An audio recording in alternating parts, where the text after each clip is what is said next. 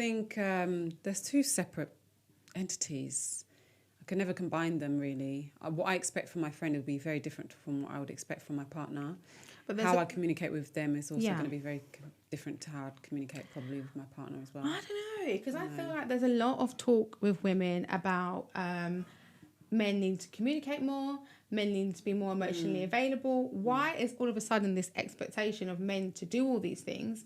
And is it because we're experiencing it from our female friendship groups, etc.? I do believe, now I finally understand where we're going with this.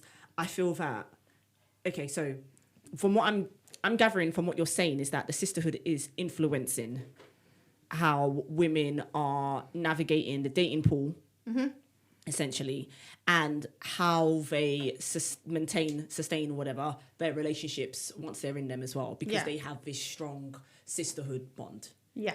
In that case, I can say yes, there may be a problem in the sisterhood, as your standards may not be the same. However, they're going to be portrayed onto you.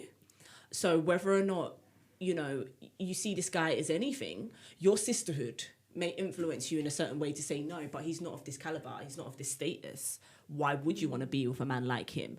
But then in your mind, you're like, no, but he's ticking all my boxes and I'm happy with him and we're communicating well. But your sisterhood, who you've been with for such a long time, who have essentially raised you, are saying, no, you can do better. Yeah. Yes. That's quite common. Yeah, so you can do better. You can do better. So back to your original question about, is the sisterhood keeping you comfortably single? Yeah.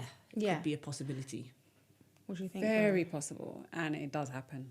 You know, some people do. But then it depends on how your mindset is. Are you weak-minded or not? Because I wouldn't really listen to other people's opinions. No, the thing is, and I mean, again, no disrespect, but at some point, you've got to realise that if you're in a relationship, it's your relationship. Like, you shouldn't really be allowing for someone's opinion to completely take over. I don't know that take it's it opinions. as an advice, but not like I'm more the thinking be-all about and end-all. what your female friends offer to you. They offer you time. They offer you. They really go into more depth about unpicking situations. They're there to listen to how the day unfolded. They're there to look at all your pictures of all the guys. They're so available for you that are we so dissatisfied when a man can't respond to your text message within X amount of time? Or it could be when that. a man can't, because we're so spoiled in terms of in our friendship group. They're there to support us so much through anything.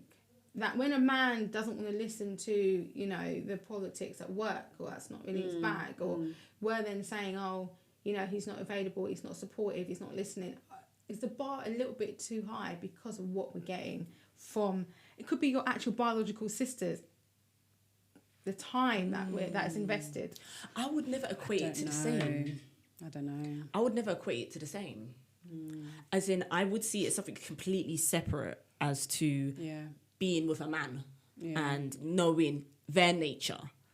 They won't be available just to be talking from morning to night. Most of them don't even like being on the phone, to be honest with you. Well, this is the point what I'm trying to say, but don't you see there's a lot of dissatisfaction with women in the sense of what men are not, they're not presenting this, they're not presenting that. Where is the standard coming from? Are you comparing them to what your friendships, what the girls do? Absolutely. Even down to fine dining. There's so much women like, they want to go to these really nice sort of high end, but that's not a bit of most guys. He's not interested in going to a nice restaurant and taking selfies. But then you're going to look at it as, he's cheap. He don't want to take me to nice restaurants.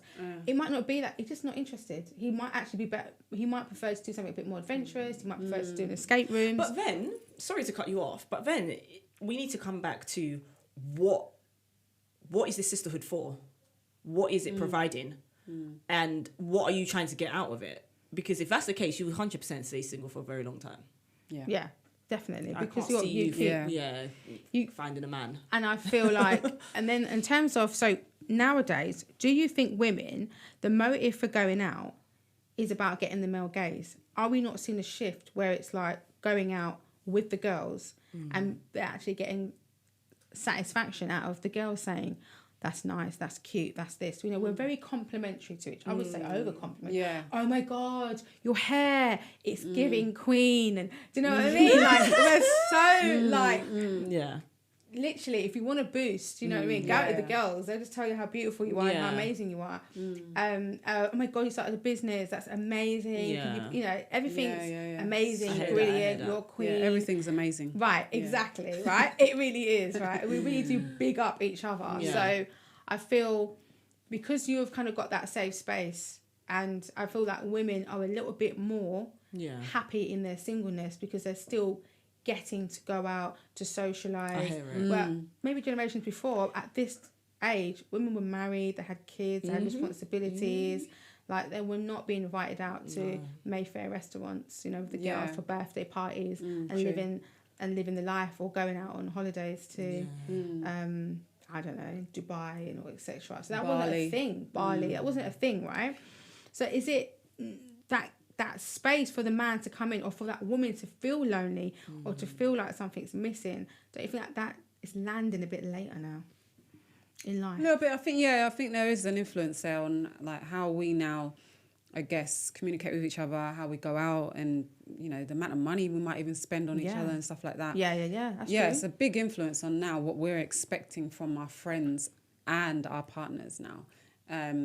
You know, so yeah, to a degree, I agree. Yeah, maybe there is something there that's made us kind of like, oh, actually, penny dropped.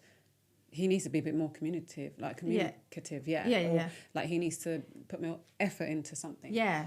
And that's based off the fact that my friends do it. So why can't you do it? Like, exactly. So more complimentary and things like that. Yeah. So I think that's quite interesting. But do you think that women are going out for the male gaze as much as they were before? Is that something that they... I think they still are. Yeah? We're attracted to each other, certainly.